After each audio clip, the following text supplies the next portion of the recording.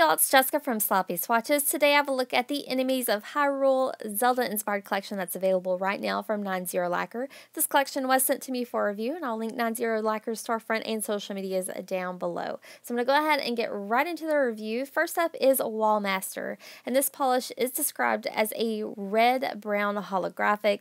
It has a super strong linear holographic flare in there. I'll go ahead and show you a quick look at that brush shot, and then I'll show you how Wallmaster swatched on my natural nail. So here's a look at that first easy coat. These polishes go on so smooth and so easy. Jess herself is a vlogger, so she knows exactly what she's looking for in a formula, and I think that these are spot on. I did have a little bit of pooling there, but that was totally my application. It cleaned right up with acetone and a cleanup brush.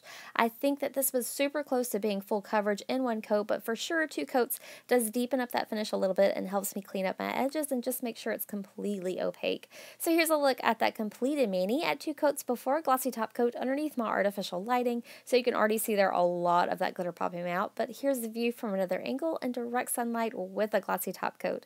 This is my final swatch photo at an angle in that direct sunlight.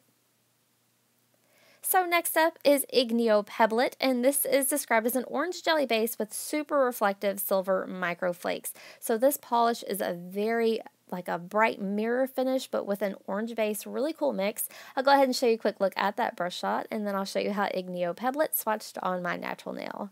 So here's a look at that first coat. This is in a jelly base, but you get a ton of those silver reflective flakes, and that's really going to help push this polish to being completely opaque quicker because you do get that strong amount of shimmer. This polish looks completely different under all different lighting sources. I'll go ahead and show you how it built up for me with a second coat, and this second coat does push it right over the edge into being completely opaque. If you prefer to go super thin with your coats, you may need 3 on this one, but that reflective property of those silver flakes really helps you get there sooner. So here's a look at that completed mani at 2 coats before, glossy top coat underneath my artificial lighting.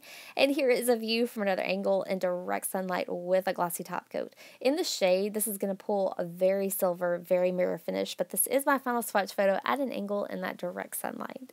So next up is P-Hat, and this is described as a lighter yellow crelly with orange, red, gold, burgundy, and navy glitters. So you can see all those glitters in there reflecting on the edges of the bottle. This is such a sweet polish. I do feel like it's a very spring polish, but I'm not one of those that wears only spring colors during the spring. So I'm going to go ahead and show you how P-Hat swatched on my natural nail. This crelly is a little bit on the thicker side, but super easy to use. I already got a good mix of glitters there. I did notice that they tended to stick towards the top of my cuticle, so if you wanted to go in for a little bit of a thicker coat, I think that would really help disperse those glitters a little bit. I'm going to go ahead and show you how it built up with a second coat for me. 2 coats easily brings this polish completely opaque with no issues at all. I did notice that I lost a little bit of that reflectiveness of the glitters when it's kind of layered into this crelly look. So here's a look at that completed mani at 2 coats before, glossy top coat underneath artificial lighting. It was still a little wet there, so I definitely do recommend going in for a nice glossy top coat. This is my view from an angle in direct sunlight, and this is my final swatch photo. So next up is Puppet, and this is described simply as an army green holographic polish. The hollow in this one is extremely vibrant, just like the first polish, very vivid, super gorgeous on this deeper, almost kind of olive green shade. Here's a quick look at that brush shot, and then I'll show you how Puppet swatched on my natural nail. So here's a look at that first easy coat. This is another just flawless, very user-friendly holographic polish. If you're interested in kind of getting into holographics, this would be a beautiful one to try, especially if you love like forest or autumn colors. So one coat again was super close to being complete coverage. I am going to go ahead and show you how it builds up for me with the second coat. I do believe that second coat just deepens it up a little bit, maybe adds a little bit more of that shimmer, and for sure helps my application, especially towards my cuticles and sidewalls. So here's a look at that completed mani at 2 coats before, glossy top coat. Here's a quick view from another angle in direct sunlight with a glossy top coat, and that has me in love. This is my final swatch photo at an angle in that direct sunlight. So next up is Armos, and this is described as a navy jelly base with gold flakes. So if you guys loved Blake from the Zoya collection but just thought that there was not enough gold sparkle in there, this polish is completely going to fill your needs. So this is a kind of navy inky deep base, but with tons of those gold super micro flakes. That's really going to build up and add some reflectiveness there. This one coat goes on nice and easy. It is a little bit sheer, so I'm going to go ahead and show you how it builds up for a second coat. 2 coats is going to add more depth and, of course, more of those gold flakies. I think it's going to be really up to personal preference if you want to go in for that third coat or not. I do believe that a third coat would deepen up that blue color, but I'm going to go ahead and stop today at 2. So here's a quick look at that completed mani. Add 2 coats before a glossy top coat underneath artificial lighting.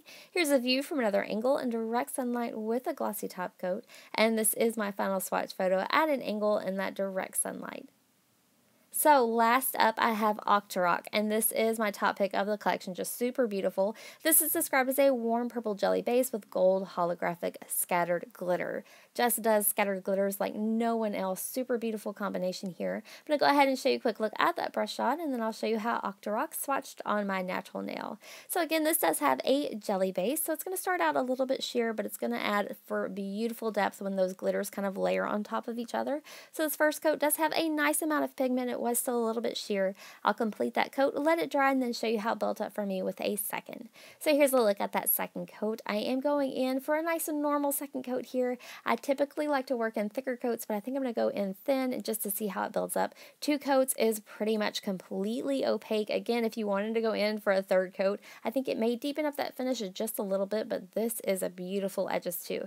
So here's a look at that completed mani, again at 2 coats before a glossy top coat. It was still a little bit wet there. This is another one I do recommend a nice glossy top coat for. So there's a view at another angle in direct sunlight, and this is my final swatch photo. So that wraps up my swatch and review of the Enemies of Hyrule collection. Again, these are available right now. If you're interested in seeing any more photos of any of the polishes shown here today, I will have those up on my blog soon at sloppyswatches.com, or you can also follow me on Instagram at sloppyswatches. So thanks so much for watching, guys. See you next time.